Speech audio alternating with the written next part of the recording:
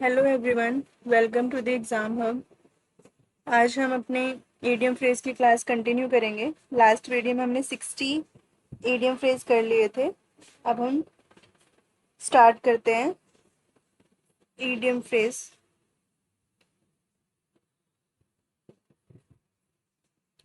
हमारा आज का फर्स्ट क्वेश्चन है, बर्न वंस फिंगर्स, मतलब खुद का नुकसान कर बैठना।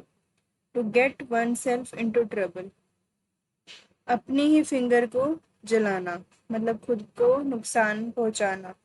इसका मतलब ये है, burn the burn the candle at both ends, दोनों तरफ से कैंडल को जला देना। इसका मतलब यह है कि हर साइड से पैसा वेस्ट, मनी मनी वेस्ट हो रही है हर हर तरफ से, और बहुत जल्दी। फिजूल खर्ची और to waste money. Burn the midnight oil, रात को ऑयल बर्न करना, मतलब देर रात तक मेहनत करना। Labouring studying till late night, burn the midnight oil. Ancient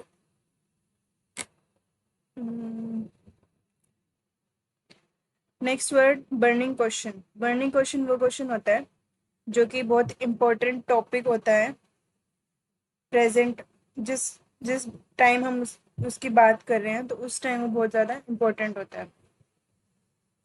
hot issue, latest news को हम ये बोलेंगे हॉट इशू। आजकल ये चल रहा है, आजकल ये न्यूज़ चल रही है, ऐसे टाइप। नेक्स्ट क्वेश्चन इज बरी दी हैचेट। बरी दी हैचेट क्या होता है? दुश्मनी खत्म करना। बरी मतलब दफना देना दुश्मनी को। टू एंड हॉस्टिलिटी, अपनी किसी से, आपकी किसी से दुश्मनी है, उसको खत्म कर देने को हम बोलेंगे बरी द हैचेट। नेक्स्ट, जैसे इसका एग्जाम्पल ले लेते हैं। इंडिया एंड पाकिस्तान को कहते हैं, मतलब दुनिया कहती है कि बरी the hatchet for their own growth, उनको अपनी दुश्मनी खत्म कर देनी चाहिए अपनी खुद की ग्रोथ के लिए। तो ये हो गया बरी the hatchet. Next word by fits and start. Irregularly, इसका मतलब है इरेगुलरली, रुक रुक कर, अनियमित रूप से, मतलब कोई चीज कंटिन्यू नहीं है, रुक रुक के हो रही है, तो उसको हम बोलेंगे bye fits and start. Next bye hook और बाय क्रुक, कैसे भी, पर वो चीज होनी चाहिए। बाय एनी मीन्स, राइट और रॉन्ग, चाहे वो गलत तरीके से हो रही है चाहे वो सही तरीके से हो रही है, लेकिन काम होना चाहिए। बाय हुक और by crook. Next by leaps and bounds. By leaps and bound का मतलब होता है एट अ रैपिड पेस, और दिन दुनी रात चौगुनी, मतलब बहुत जल्दी इम्प्रूव करना। इम्प्रूव्स वेरी क्विकली, मतलब दिन दिन दूनी रात चौगुनी, चौगुनी उसकी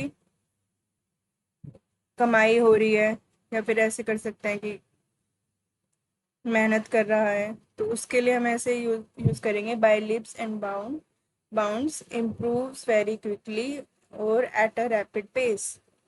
bye the skin of one's teeth और बाय अ विस्कर, इसका मतलब होता है narrowly, by a hair breadth, थोड़े से अंतराल से, मतलब थोड़े से टाइम पीरियड से, उसका मतलब ये होता है। By the skin of one teeth और बाय विस्कर नैरोली, छोटा, थोड़े टाइम के लिए, by a hair breadth. Next word carry the coal to Newcastle. Newcastle में कोल ले जाना, इसका मतलब ये है, कोल मतलब कोयला, बेवजह मेहनत करना। Spending time and energy in doing something that is useless and wastage of energy, अपनी टाइम और अपनी एनर्जी को किसी ऐसी चीज में मतलब वेस्ट करना जो कि यूजफुल ही नहीं है, तो इसको हम कहेंगे carry the coal to Newcastle. Next word cast pearls before swine. इसका मीनिंग है a right thing in a wrong hand, किसी के हाथ में गलत किसी के गलत हाथों में सही चीज का आ जाना, इसको हम बोलेंगे cast pearls before swine.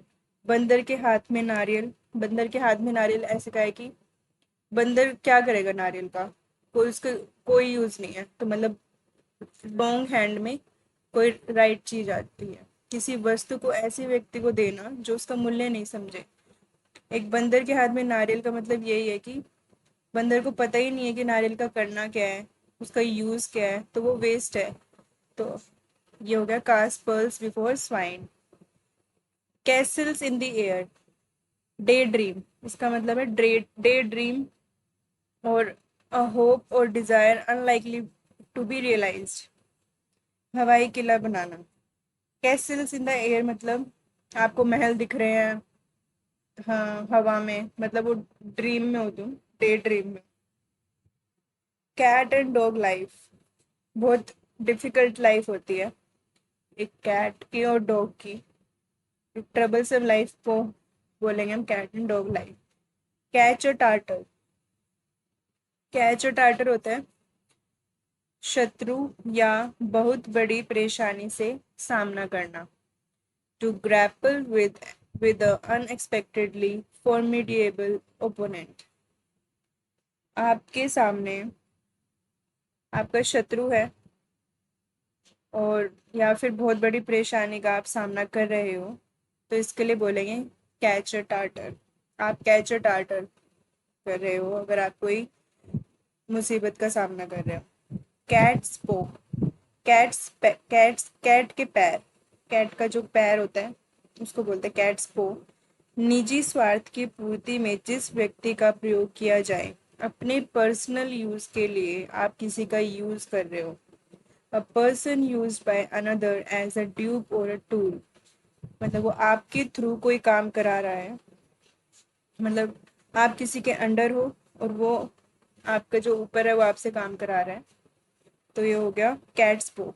Chew the curd, chew the curd होता है to think slowly and carefully about something, किसी के बारे में बहुत केयरफुली और टाइम लगा के तुम सोच रहे हो। मनन करना, टू पॉन्डर ओवर, मेडिटेट करना। Next word chicken hearted, chicken hearted जिसमें बहुत कम करेज होता है और जो कावर्ड होता है, मतलब कायर होता है, उसके लिए हम करते हैं chicken hearted.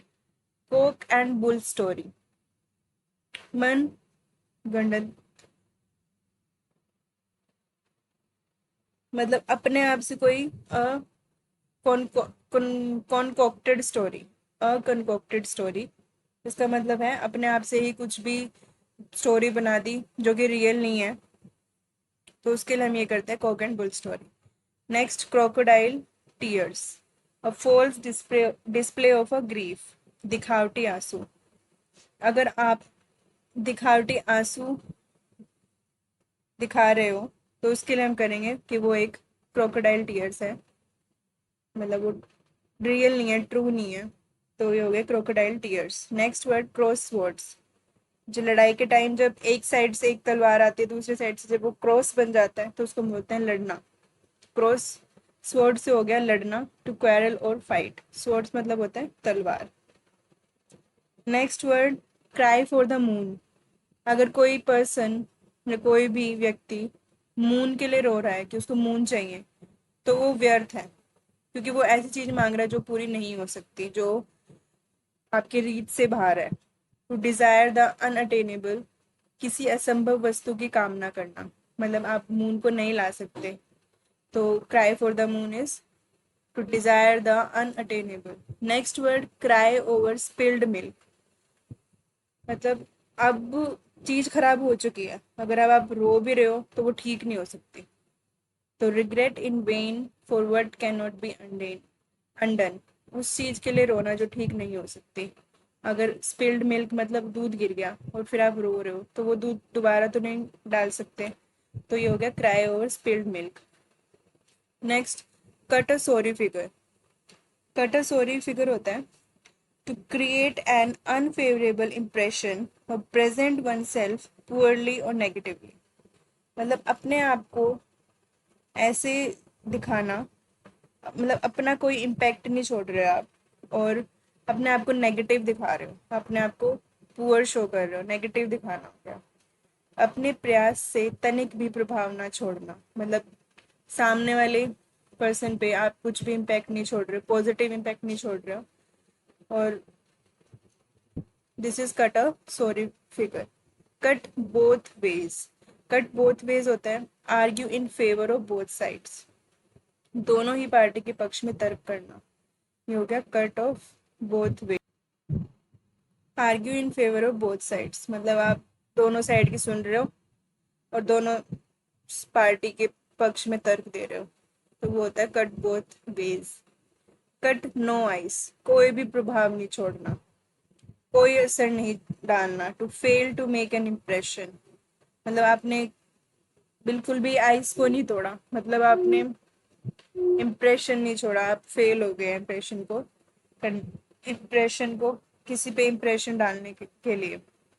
Next, cut one's coat according to one's cloth. To live within one's means, अपनी आय के अनुसार व्यय करना, जितनी आपकी इनकम है उस हिसाब से खर्च करने को बोलेंगे। Cut one's coat according to one's cloth, जितना आपको कपड़ा चाहिए उतना ही आप पैर पसार रहे हो, जितनी आपको चादर चाहिए उतने ही आप पैर पसार रहे हो। आपने सुना होगा ये वर्ड हिंदी में, ये वही है अपनी आय के अनुसार खर्च करना। डांस टू वंस ट्यून, अपनी ही धुन पे नाचना, अपनी ही धुन पे नाचना मतलब अपना ही मानना। हुक्म का पालन करना, ओबेइंग वंस ऑर्डर, मतलब आप हुक्म का पालन करते हो। To dance one's tune. Dark horse होता है अनएक्सपेक्टेड विन, कोई ऐसा व्यक्ति जीत जाए जिसके बारे में जिसका एक्सपेक्टेड ही नहीं था कि वो जीत सकता है, तो उसको लिए बोलेंगे हम dark horse. Dead letter, dead letter होता है अ लॉ और ordinance that is no longer enforced, कानून जो भी लागू था लेकिन अब लागू नहीं है। कोई भी लॉ था या ऑर्डिनेंस था लेकिन वो फोर्स में नहीं है, मतलब अब वो मतलब चालू नहीं है, अब वो खत्म हो चुका है, अब वो लागू नहीं है, तो उसके लिए हम यूज करेंगे डेड लेटर। डेमोकल स्वॉर्ड, इसका है सिर पर मंडराता खतरा, आपके सिर पे खतरा मंडरा रहा है, मतलब किसी भी टाइम कुछ भी गलत हो सकता है। कॉन्स्टेंट थ्रेट, आपको कॉन्स्टेंट थ्रेट मिल रही है या फिर कॉन्स्टेंट कुछ भी बुरा हो रहा है कि कभी भी कुछ भी गलत हो सकता है, ऐसे वाले टाइम के लिए, ऐसे वाले सिचुएशन के लिए डेमोकल्स स्वॉर्ड कहते हैं। Next word, die a dog's death. To die a shameful death, कुत्ते की मौत मरना, मतलब आप बहुत शेमफुल डेथ, आपकी बहुत शेमफुल डेथ हो जाए तो होने को हम बोलेंगे die a dog's death. Die in harness, die while in service, आप काम काम करते हुए, जहाँ आप काम करते हो वहां पे आप मर जाओ तो उसको बोलेंगे die in harness.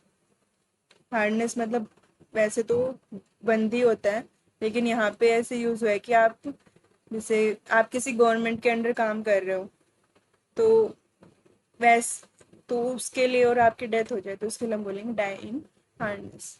Dog in the manger, dog in the manger होता है एक person who prevents others from enjoying what he can not, एक ऐसा पर्सन कि ऐसा पर्सन उस चीज को ले लेना ताकि दूसरा बंदा इंजॉय ना कर पाए, जो दूसरों के उस सुख को भोग करना नहीं देता जो उसके किसी काम का नहीं है, मतलब वो चीज उसके कोई काम की नहीं है लेकिन वो फिर भी अपने पास रखेगा ताकि दूसरा उसका मतलब दूसरा उससे खुशी ना मिल जाए या फिर सुख सुख ना मिल जाए उसको।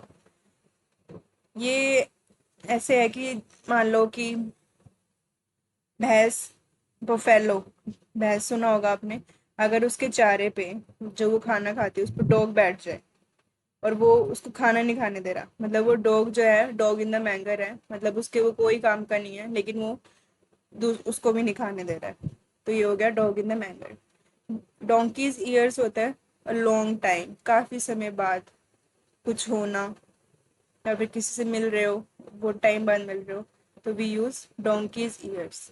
Draw a line, set a limit, मर्यादा तय कर देना। हमने एक ड्रॉ कर दी लाइन कि इससे आगे आप नहीं आ सकते, इससे आगे आप नहीं बोल सकते, तो आपने एक लाइन ड्रॉ कर दी तो इस मर्यादा में रहना पड़ेगा। तो ये होगा draw line. Next, duck in a thunder storm in a painful condition. अगर कोई डक थंडर स्टॉर्म में है तो मतलब वो बहुत पेनफुल कंडीशन में है। ईगल, ईगल आइड मतलब विद कीन आई साइट, तेज नजर वाला। ईगल होती है जो अपना खाना देख लेती है दूर से ही, तो ऐसे ही तेज नजर वाले को बोलते हैं ईगल्ड आई। ईट हम्बल पाई, ईट हम्बल पाई होता है टू अपोलोजाइज, शर्मिंदगी झेलना, मतलब आप शर्मिंदा हो, उसके लिए करेंगे ईट हम्बल पाई। ईट वंस वर्ड, अपनी स्टेटमेंट को वापस लेना। आपने कुछ बोला खुद ने और उसी को वापस ले रहे हो, तो आप बोलेंगे eats one's word. Elbow room, elbow room वो रूम होता है कि जिसमें आपके पास काफी स्पेस है कि आप इधर उधर घूम सकते हो, मतलब इनफ स्पेस है आपके लिए to move around an area easily. इसका एग्जाम्पल है the mall is so crowded today that there is hardly any elbow room at all, मतलब मॉल में इतनी भीड़ थी कि वहां पे एल्बो रूम नहीं था। हार्डली और एल्बो रूम मतलब इतना स्पेस नहीं था जहाँ पे कि आप फ्रीली मूव कर सको। तो ये हो गया elbow room, elbow room. Next word, and in smoke, धुएं में खत्म हो जाना, मतलब कम टू नथिंग, कोई परिणाम नहीं निकलने को बोलेंगे end in smoke. Escape one's lips, बोल जाना। आपके जो आप कोई से कुछ भी चल रहा है और आपने कुछ भी आपके मन में आपने बोल दिया, उसको बोलेंगे escape one's lips. Speak unintentionally और अनएक्सपेक्टेडली, आपने आपकी कोई इंटेंशन नहीं थी वो बोलने की, ना एक्सपेक्टेड था, लेकिन आपने वो चीज बोल दी, आपके मन में आया आपने बोल दिया। Next, Fabian policy. Fabian policy वो पॉलिसी होती है जो बहुत स्लो होती है और बहुत लेट डिसीजन लेती है, उसको बोलेंगे हम Fabian policy. Next word, fair and square, in an honest way. किसी इसको एग्जाम्पल समझते हैं। हमारी टीम जीत गई फेयर एंड स्क्वायर से, but the coach of the other team is saying we cheated. जो दूसरी टीम का कोच था लेकिन वो ये कह रहा है कि तुमने चीट करके जीते हो। हम जीते तो फेयर एंड स्क्वायर से थे, मतलब इन ऑनेस्ट वे, तो इसका मतलब हो गया ये। फेयर सेक्स मतलब होता है वुमेन, नारी जाति के लिए हम यूज करते हैं fair sex. Fair weather friend, fair weather friend वो होता है जब आप एक ऐसा दोस्त जो मुसीबत के टाइम साथ ना दे। फेयर वेदर मतलब साफ मौसम है, और ब्लैक वेदर होता है जब वो साथ नहीं देता, मतलब बेकार परिस्थिति में जब आपका टाइम खराब चल रहा था वो आपका साथ नहीं दे रहा है, तो उसके लिए यूज किया जाता है fair weather friend. Next, fancy price. Fancy price के ऐसा होता है कि एट एनी कॉस्ट, मुंह मांगी कीमत पे, और जो भी आपसे डिमांड किया गया प्राइस वो दे देना। आपको अगर कोई चीज चाहिए कुछ, at any cost, at any fancy price, I need this, तो उसके लिए ये वर्ड यूज है। फेदर इन द कैप, अच्छी उपलब्धि, एडिशनल सक्सेस, मतलब आपने कुछ सक्सेस ले ली है और एक एडिशनल सक्सेस के लिए हम यूज करेंगे feather in the cap. Next, feather one's nest, to enrich oneself by taking advantage of one's position. अगर कोई पर्सन पावर में है और वो लाभ उठा रहा है, कमाई कर रहा है, भविष्य के लिए अपने भविष्य के लिए जुगाड़ कर रहा है, मतलब अपने ही घोंसले को फैदर कर रहा है, मतलब अपने ही घोंसले को बड़ा कर रहा है, तो ये हो गया feather one's nest. Next, fight shy of. Fight shy of होता है ट्राई टू अवॉइड समथिंग, टालना, to attempt to avoid a thing और अ पर्सन, किसी को अवॉइड करना, उसको हम बोलेंगे फाइट शाई ऑफ.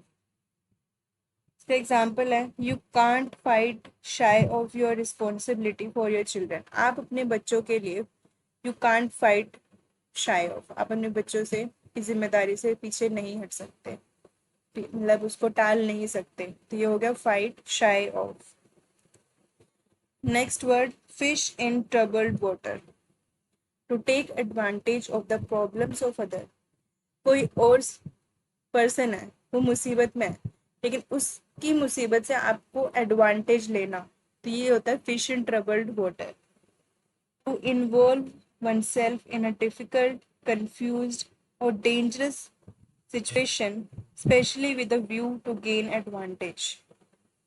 किसी confusion में अपने आप को डालना, डिफिकल्ट सिचुएशन में, डेंजरस सिचुएशन में, ताकि उससे आपको फायदा हो उस मोटिव से. तो इसका है मतलब है fish in troubled water. Fish out of water होता है आउट ऑफ वंस यूजुअल और कंफर्टेबल प्लेस, अपने कंफर्टेबल प्लेस से बाहर आ जाना, उसको बोलेंगे फिश आउट ऑफ वाटर. जैसे मछली है, वो पानी में कंफर्टेबल होती है, लेकिन जैसे बाहर आती है वो तड़पने लगती है, मतलब वो अपने कंफर्ट जोन से बाहर आ चुकी है. Fly in the ointment, a slight unpleasant thing that obstruct the enjoyment of something.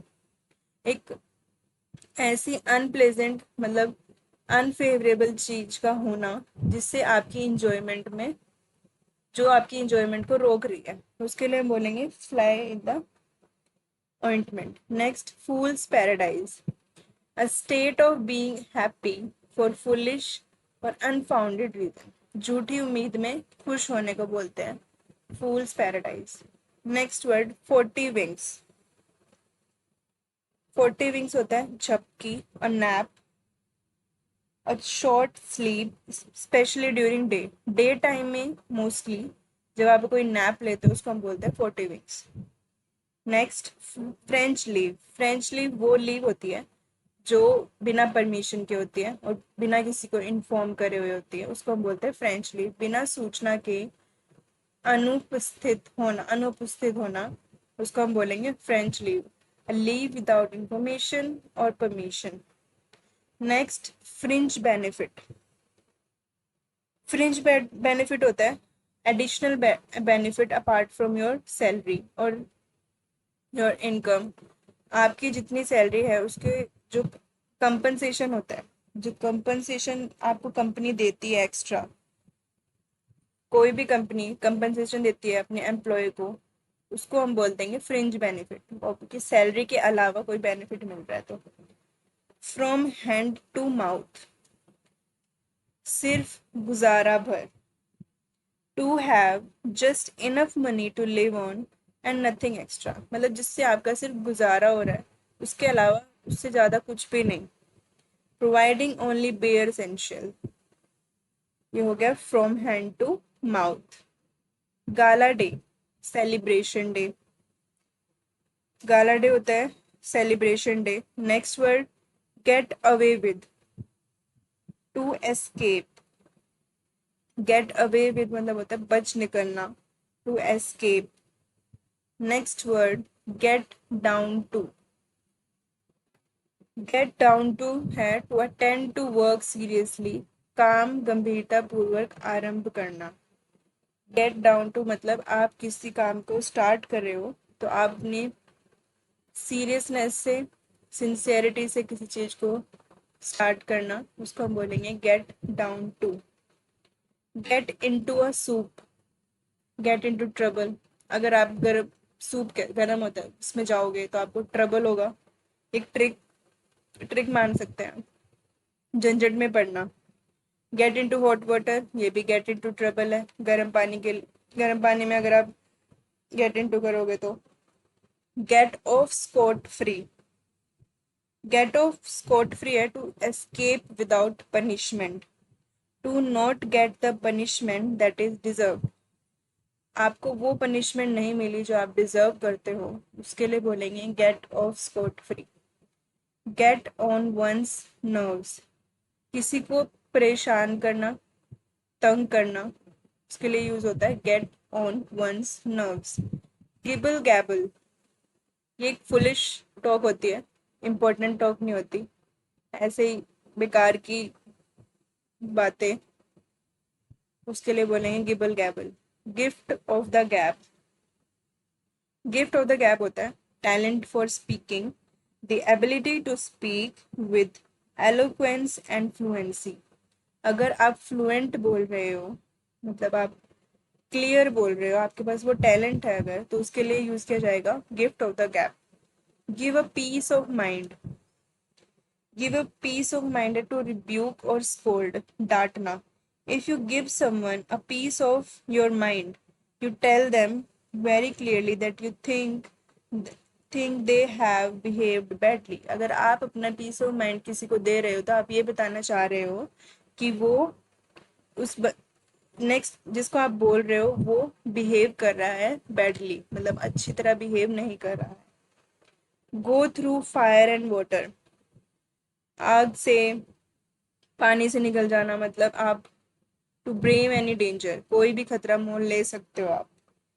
Go to dogs, ये हमारा लास्ट वर्ड है आज का, इसका मतलब है to become worse in quality और करेक्टर, मतलब आपका जो क्वालिटी है और जो करेक्टर है वो और भी ज़्यादा खराब हो जाना, उसके लिए हम करेंगे यूज़ करेंगे गो टू डॉग्स। व्यर्थ होना, टू डिटियर, टू डिजनरेट, इसको एग्जाम्पल से समझते हैं। After Joe retired the business went to the dogs, जैसे ही जो रिटायर्ड हो गया उसका business went to the dogs, मतलब खराब हो गया, व्यर्थ हो गया, तो ये हो गया गो टू द डॉग्स। तो ये आज के लिए, आज हमने 70 वर्ड्स करे हैं। आई होप आपको ये पसंद आए हो। अगर आपको ये वीडियो पसंद आई हो तो please like, subscribe and share. Thank you.